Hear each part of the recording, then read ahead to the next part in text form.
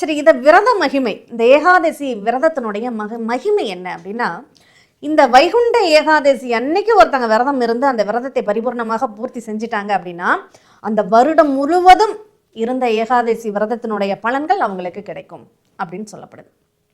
சரி, இந்த ஏகாதசி விரதத்தை எப்படி கடைபிடிப்பது? தசமி அன்னைக்கு ஒருவேளை உணவு தான் சாப்பிடணும். தசமி, ஏகாதசி, துவாதசி இந்த 3 நாளும் அந்த விரதத்தை கடைபிடித்து அதை பூர்த்தி பண்ணுறவங்களுக்கு தான் அந்த ஏகாதசி விரதத்தினுடைய முழுமையான பலன்கள் அப்படிங்கிறது கிடைக்கும். இந்த ஏகாதசி முதல் நாளில் தசமி அன்னைக்கே ஒருவேளை உணவு தான் எடுத்துக்கணும். ஒருவேளை உணவு எடுத்துக்கிட்டு ஏகாதசி அன்னைக்கு உணவுகளே, திட உணவுகளும் சரி, திரவ உணவுகளும் சரி, தண்ணீர் மட்டும் அருந்தலாம். 7 முறை துளசி இலை சாப்பிட வேண்டும். எதுக்காகங்க அந்த 7 முறை துளசி இலை? அந்த மார்கழி மாதம் நம்ம உடம்பு வந்து ரொம்ப குளிர்ச்சி ஆகிடும், ஜில்லன் ஆகிடும். அந்த உடலினுடைய வெப்பத்தை சமசீராக வைக்கணும் அப்படின்னா அந்த மார்கழி மாதம் அந்த துளசி இலைக்கு தான் அந்த வெப்பத்தை சீர்படுத்தக்கூடிய ஒரு நிலை அப்படிங்கிறது இருக்குது. அதனால் அந்த துளசி இலையை சாப்பிடும்போது அவங்க உடல் சீரடையும் அப்படின்னு சொல்லலாம். இந்த வைகுண்ட ஏகாதசி விரதத்தை பூர்த்தி செய்கிறவங்களுக்கு பாவங்கள் விலகும், அவங்க செய்த பாவங்கள் வந்து அகலும் அப்படின்னு சொல்லப்படுது.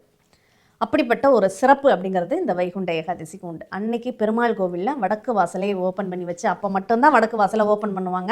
அந்த வடக்கு வாசல் வழியாக இறைவன் வந்து உள்ளர வருவார். அந்த வடக்கு வாசல் வழியாக போயிட்டு வடக்கு வாசல் வழியாக உள்ளர வரக்கூடிய ஒரு நிகழ்வு தான் அந்த வைகுண்ட பரமபத வாசல், சொர்க்க வாசல் திறப்பு நிகழ்வு அப்படின்னு கொண்டாடப்படுது. இந்த வைகுண்ட ஏகாதசி அன்னைக்கு இறப்பவர்களுக்கும் ஒரு விதி உண்டு. என்னன்னா, சொர்க்க வாசல் திறந்ததுக்கு அப்புறம் அவங்க இறக்கணும். சொர்க்க வாசல் திறக்கும் முன்பு ஒரு திதி ஆரம்பிச்சிடும், அந்த முத நாள் நைட்டே கூட ஆரம்பிச்சிடும். ஆனால் சொர்க்கவாசல் அந்த பகல் பொழுதில் தான் நடக்கும், அதிகாலை பொழுதில் தான் நடக்கும். அப்படிப்பட்டவங்களுக்கு அந்த ஏகாதசி திதி ஆரம்பித்த உடனே இறக்குறாங்க, அவங்களுக்கு அந்த பலன் கிட்டுமா அப்படின்னா கண்டிப்பாக கிடைக்காது. அந்த சொர்க்கவாசல் திறந்ததுக்கு அப்புறம் உள்ள ஏகாதசி திதியில் தான் அந்த ஒரு நிகழ்வு அப்படிங்கிறது இருக்கும். அப்போ என்ன பண்ணணும், இந்த ஏகாதசி விரதம் இருக்க முடியாதவங்க, இப்போ உடல்நிலை ஆரோக்கிய பற்றாக்குறையினால் இருக்கிறவங்க, ஆரோக்கியம் விரதம் இருக்க முடியாத சூழ்நிலைகளில் உள்ளவங்க அன்றைக்கி முழுமையான அரிசி சாதம் சாப்பிடவே கூடாதுங்க. முழு தானியம் அன்றைக்கி சாப்பிடவே கூடாது.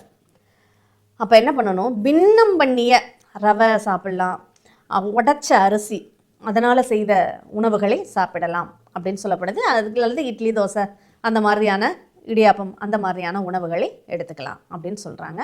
ஆனால் முழுமையாக எதையுமே சாப்பிடாம முழுமையாக விரதம் இருந்து மறுநாள் நிறைய காய்கறிகள், பல வகையான காய்கறிகளை போட்டு அதில் முக்கியமாக இடம்பெறக்கூடிய 3 விஷயங்கள் உண்டு.